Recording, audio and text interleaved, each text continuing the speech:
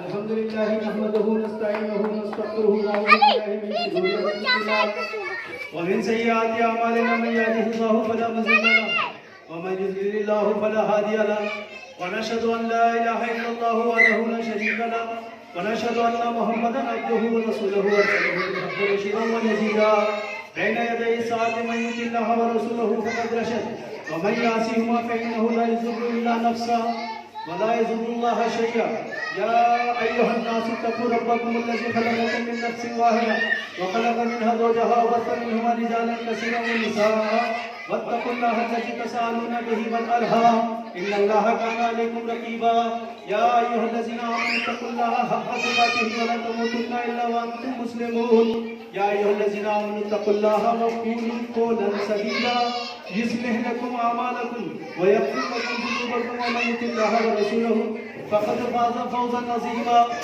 عزیز ساتھیو، ابھی آپ کے سامنے اس مجلس میں نکاح کی تقریب منعقد ہوئی جس کے اندر خطبہ نکاح پڑھا گیا۔ اس خطبہ نکاح کے پڑھنے کی وجہ سے آدم کا ایک بیٹا حوا کی ایک بیٹی کے لیے جائز ہو جاتا ہے اور یہ رشتہ ایک پاکیزہ رشتہ ہو جاتا ہے۔ آپ نے محسوس کیا کہ اس موقع پر، نکاح کے موقع پر، جناب رسول اللہ صلی اللہ علیہ وسلم قرآن حکیم کے مختلف مقامات سے کچھ آیتیں تلاوت فرماتے تھے۔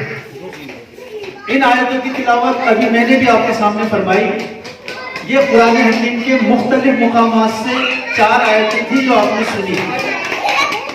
ایسا ان 4 آیتوں میں کیا ہے جس کی وجہ سے یہ رشتہ پاکیزہ بن جاتا ہے، یہ رشتہ جائز ہو جاتا ہے؟ ان 4 آیتوں کی پڑھنے کی وجہ سے نکاح منعقد ہو جاتا ہے۔ ان 4 آیتوں میں کیا ہے؟ کیوں آپ صلی اللہ علیہ وسلم نے ان 4 آیتوں کا انتخاب کیا؟ اگر یہ فضیلت کی بنیاد پر پڑھی جا رہی ہیں تو فضیلت پھر سورہ اخلاص کی بہت ہے، قل هو اللہ احد کی، جس کو 3 بار پڑھنے پہ ایک قرآن کا ثواب ملتا ہے، آپ 2 پڑھ سکتے تھے۔ اگر یہ افضلیت کی بنیاد پر پڑھی جا رہی ہے تو افضلیت صرف سورہ فاتحہ کو حاصل ہے جو کہ آپ اور ہم ہر نماز میں پڑھتے ہیں، آپ وہ پڑھ سکتے تھے۔ لیکن قرآن حکیم کے مختلف مقامات سے 4 آیتوں کا انتخاب کیا گیا اور ان 4 آیتوں میں 5 مرتبہ تقوی کا ذکر آیا، اور قرآن حکیم میں تقوی پہ جو سب سے گاڑی آیت ہے وہ یہاں پڑھی گئی، یا ایھا الذین آمنوا اتقوا اللہ حق تقاتہ ولا تموتن الا وانتم مسلمون، اے ایمان والو اللہ کا تقوی اختیار کرو جیسا کہ تقوی کا حق ہے۔ آدم کا ایک بیٹا حوا کی ایک بیٹی کے ساتھ جب رشتہ ازواج میں بننا چاہ رہا ہے تو اللہ تبارک تعالیٰ کی طرف سے ہدایت یہ ہے کہ دیکھو اس نئی زندگی کی شروعات، اس نئے خاندان کی شروعات اللہ کا تقوی اختیار کر کے کی جانی چاہیے، اللہ کی نافرمانی سے بچتے ہوئے کی جانی چاہیے۔ تقوی کا معنی ہوتا ہے بچنا، بچنا اللہ کی نافرمانی سے۔ تو اس وقت جبکہ یہ دونوں جہاں موجود ہیں، دلہا بھی موجود ہے، ان کا خاندان بھی یہ موجود ہے، تو وہاں دوسری آیتوں میں یہ تعلیم دی گئی اے ایمان والو اللہ کا تقوی اختیار کرو، وقولوا قولا سدیدا، اور دیکھو سیدھی سچی بات کہا کرو، کوئی لاگ لپیٹ نہیں، کوئی جاسوسی نہیں، کوئی غیبت نہیں، سیدھی سچی بات کریں، صاحب سیدھی سیدھی بات ہو۔ تو اس موقع پر جب کہ یہ ایک نکاح منعقد ہوا ہے تو کچھ حق ہیں جو دلہا کے دلہن پر عائد ہوتے ہیں اور دلہن کے دلہا پر عائد ہوتے ہیں۔ ان دونوں حضرات کو غور سے ان کو سن لینا چاہیے۔ مختصر، دلہا کا سب سے پہلا اور سب سے بڑا حق یہ ہے کہ وہ مہر کو ادا کرے۔ آج کل لوگ اگر مہر کو جلدی دے دیتے ہیں، نقد دے دیتے ہیں، تو لوگ بدگمانیاں کرتے ہیں کہ پتہ نہیں کیوں جلدی دے دیا، اور پھر ہمارے ذہنوں میں یہ خیال ہوتا ہے کہ بھئی مہر زیادہ لکھواؤ تاکہ ادا نہیں کر پائے۔ یہ بالکل غلط ہے۔ اگر ایسا دولہے نے سوچ لیا کہ بھئی لکھوا دو، مجھے کون سا دینا ہے، اور وہ اسی حال میں مر گیا تو قیامت کے دن ریپسٹ، بلاتکاری کی حیثیت سے، زانی کی حیثیت سے اٹھایا جائے گا۔ اگر کسی بندے نے یہ سوچا مجھے کون سا مہر دینا، لکھوا دو جتنا لکھوانا ہے، تو مہر ادا کیا جانا چاہیے۔ مہر معاف نہیں ہوتا ہے، مہر دلہن کا حق ہے، اس کو خوش آمدید کہنے کا ذریعہ ہے کہ ادا ہو۔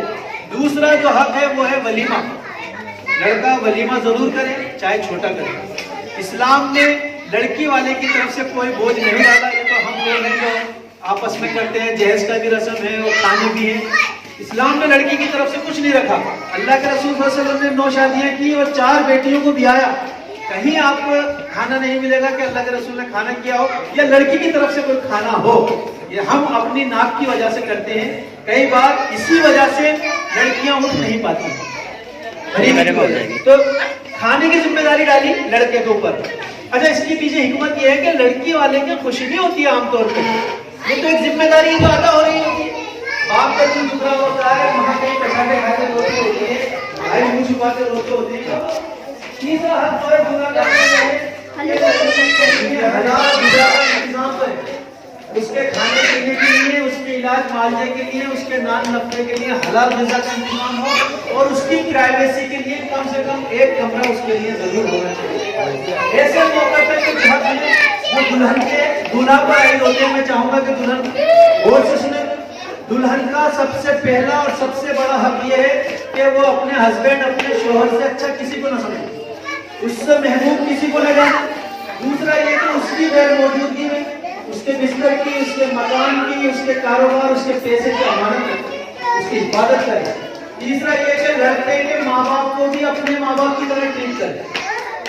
چوتھا یہ کہ ہسبینڈ کو اپنے برابر نہ سمجھے بلکہ ایک درجہ ذرا سا اوپر سمجھے.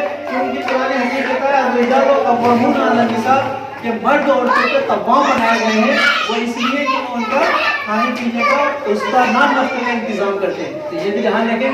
دعا فرما لیجیے, درود شریف پڑھ لیجیے. اللہم صلی علی محمد وعلی آل محمد کما صلیت علی ابراہیم وعلی آل ابراہیم انک حمید مجید. اللہم بارک علی محمد وعلی آل محمد کما بارکت علی ابراہیم وعلی آل ابراہیم انک حمید مجید. اے اللہ یہ جو نکاح پڑھا گیا ہے اس کو اپنے بارگاہ میں شرف قبولیت عطا فرما. اے اللہ اس نکاح کے ذریعے سے دونوں خاندانوں میں اتفاق, اتحاد, محبت پیدا فرما.